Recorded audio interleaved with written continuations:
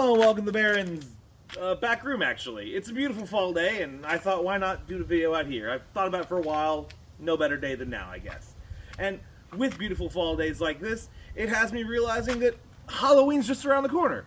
And of course, with Halloween just around the corner, that means I'm thinking about, well, Halloween. Not the holiday. I'm thinking about the movie Halloween, you know. Mike Myers, Ghostface, Jason, all the great slashers and all that. Big fan of horror movies around here. Big fan of slashers. And with all that, because I'm such a big fan of that, that's why I really love today's game, which is Psycho Killer.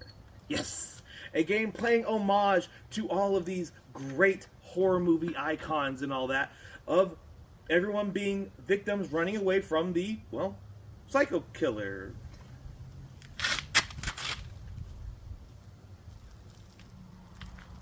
Anyway, so Psycho Killer is actually a game for 2 to 6 players. If you had the expansions, you can go up for more than that. They say just 7, but honestly, if you had as many expansions as I have in this thing, boy, you can go up to probably as many as you want, really. I think each one you basically can justify adding another player. But this is the earlier first Kickstarter edition of the game, and in this one it says 15 to 25 minutes. I don't really agree with that. It's one of those games where it technically could end super early, but it seems like every time we play, it just always happens that one of the cards that ends the game is like at the bottom of the deck. So we always end up going kind of the full possible length of the game, which is kind of funny.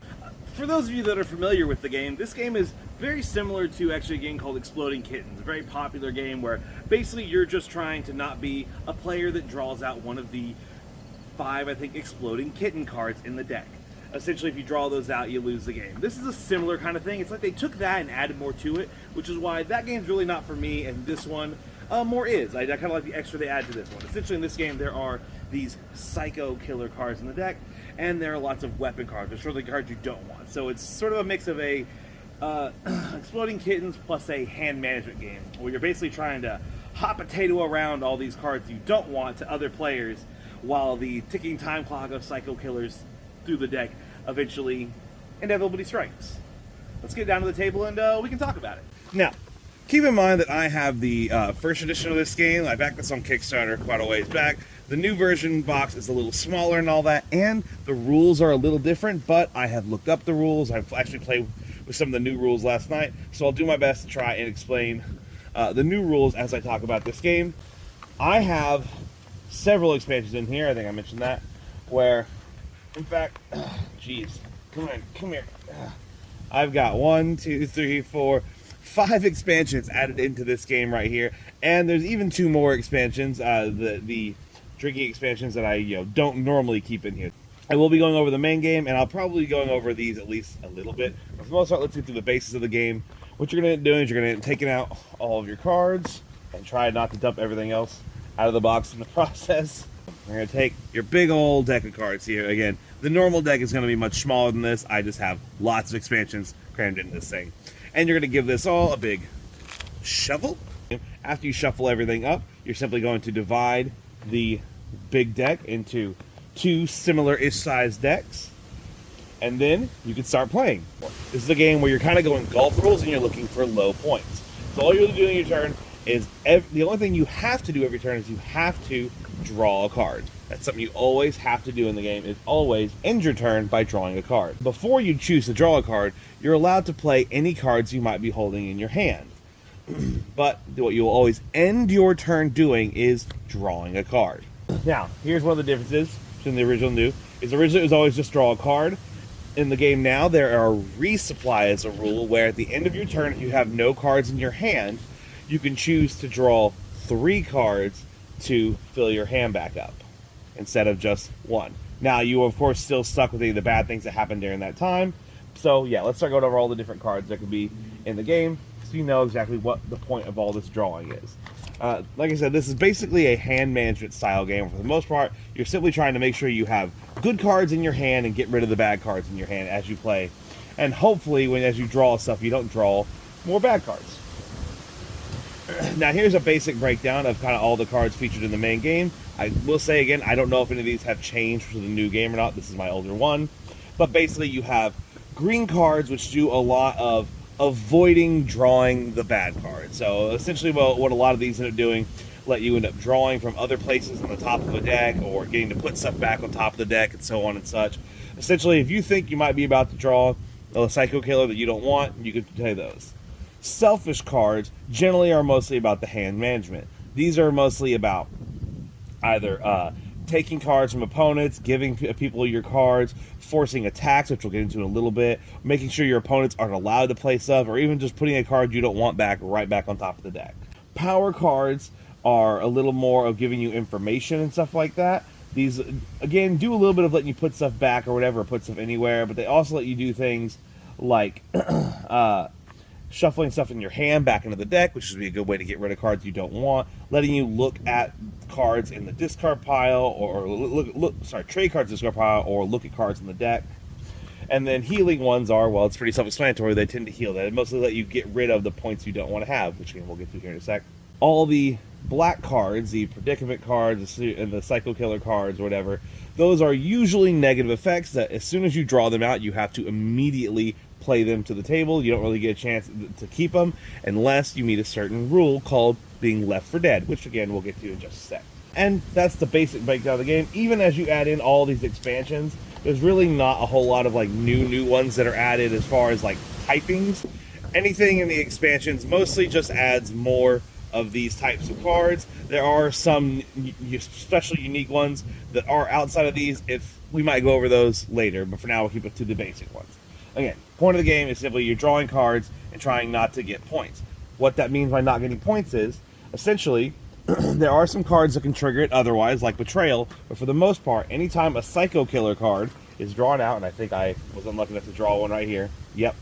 Anytime someone draws a Psycho Killer card, it immediately goes to the table, and as it says on it, you've been attacked. That means every player is now attacked, and every player must play any weapon cards they have in their hand in front of them. This area in front of you is called your injury pile. This is essentially your points for the game. And like I said, this is golf rules. You want a low injury pile. Come on, we're not the Psycho Killers, we're the victims. We don't want to be hurt. Bye, rules. And at the end of the game, which the game ends whenever the 5th Psycho Killer hits the table, and kind of Exploding Kitten style, where as soon as that last one is drawn and hits the table, that's game over. You instantly stop, add up the score of everything here, and whoever has the lowest score wins the game. Pretty simple. But in general, that's all you're doing. You're simply drawing cards out, hoping you don't draw the bad stuff. If you do draw some of the bad stuff, you want to play the cards that let you trade stuff around. Like one of the most common ones is Drop Your Key, which lets you give any 2 cards in your hand to another player. In the end, all you're really doing is you're trying to make sure you're not holding these bad weapon cards whenever a Psycho Killer inevitably hits the table and makes everyone get attacked and have to play their stuff down. So you want low points. Healing's a good way to pick those back up and get rid of them and yada yada. And that really is the basics of this game. No matter how many expansions you add, it doesn't change that basic nature of it. The first 2 they have are the Gratuitous Violence expansion and then the Z expansion. These are the first 2 that came out back, like, even when this game was new on Kickstarter, these were already available. This one is one I really see no reason to pass up on. This is a great expansion. All this one really adds to it is it adds in these Starburst weapons. Those are ranged weapons. I super love those, because while normally in the game, you don't want to be holding weapons. If you're holding weapons, that's bad, because you'll get attacked, you'll get points. Ugh, sucks. Ranged weapons, however, whenever an attack happens, ranged weapons get played on other players. So you actually want to be holding these ones, because when an attack happens, you can actually give these cards to other players' injury piles. Super cool, super like those. Great addition to the game. The only issue I have with this expansion is this creepy old local card here, which tells you to request a specific card from an opponent's hand. If they have it, they have to give it to you. Otherwise, they can give you any card they want. My problem there is, you saw this is a very big deck. I mean, if you're just playing the base game in this, it's probably not that big a deal. You probably could just specifically go, hey, do you have a Stitches card?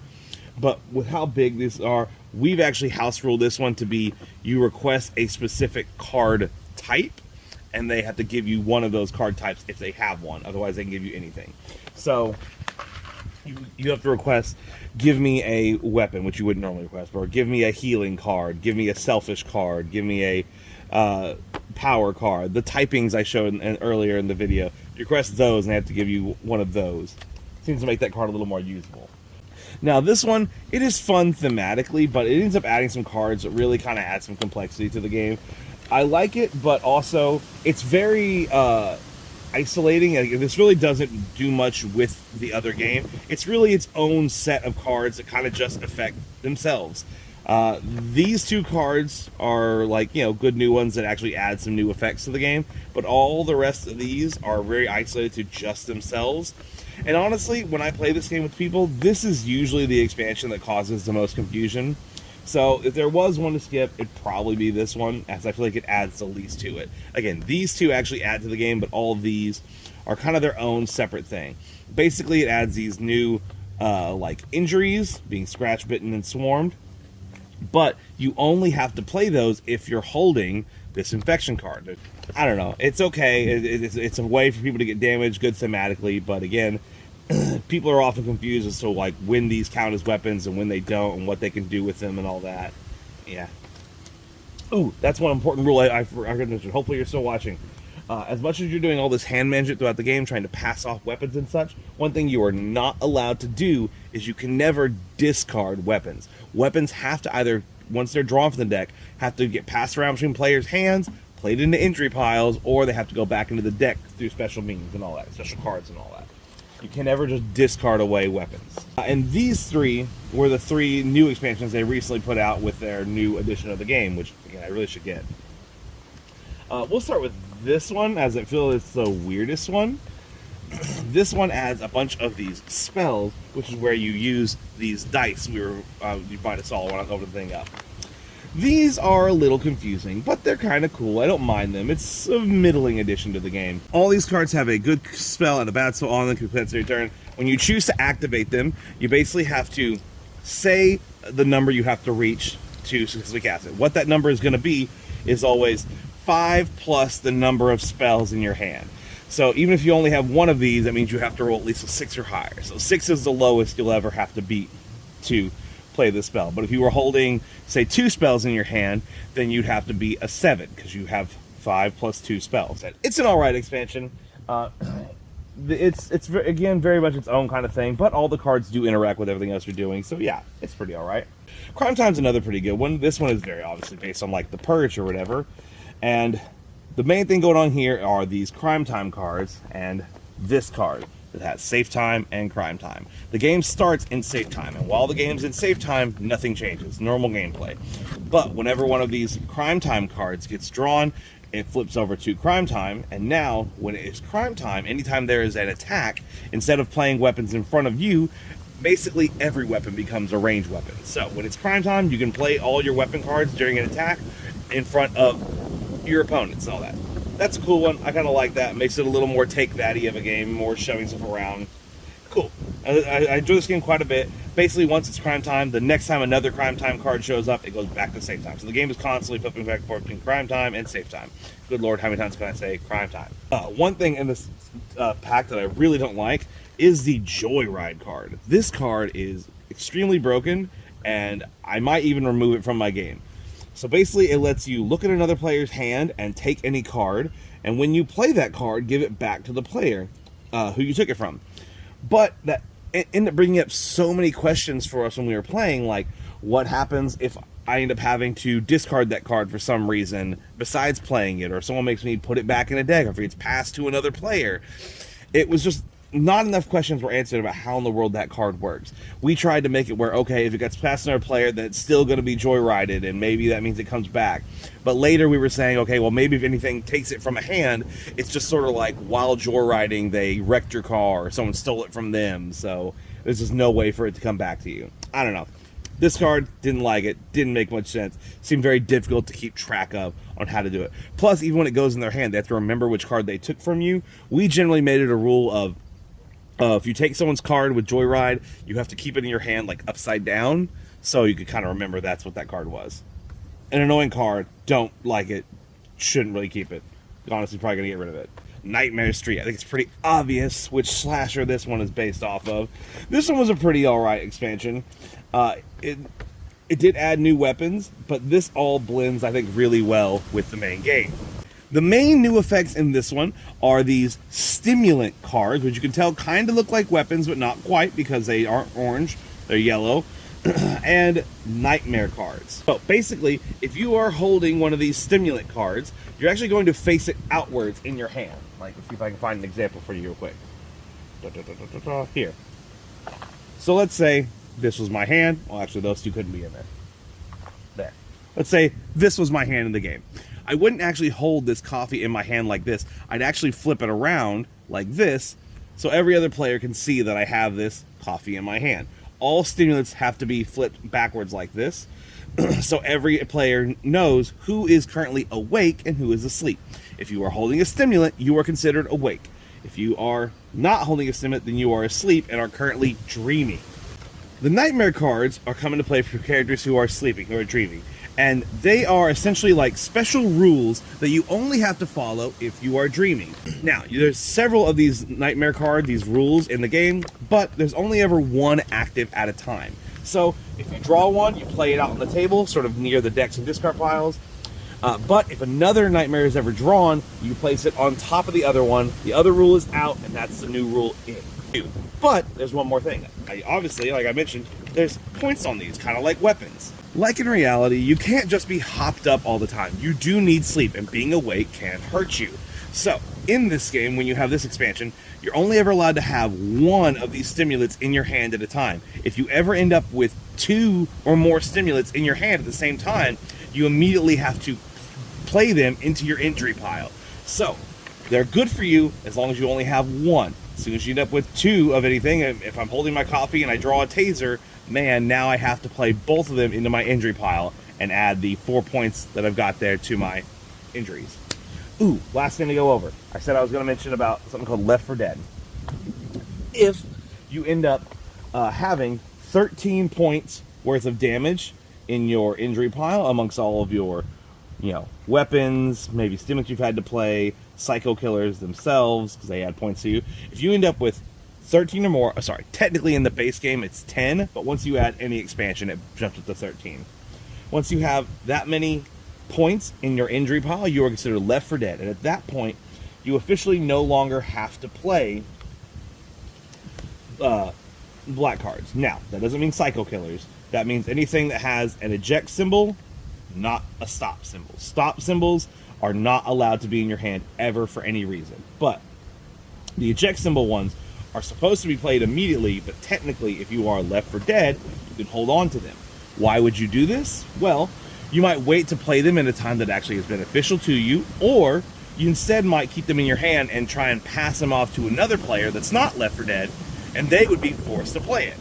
So, you basically get a little bit of helping hand by being so high up in points that you can try and avoid some of these bad cards.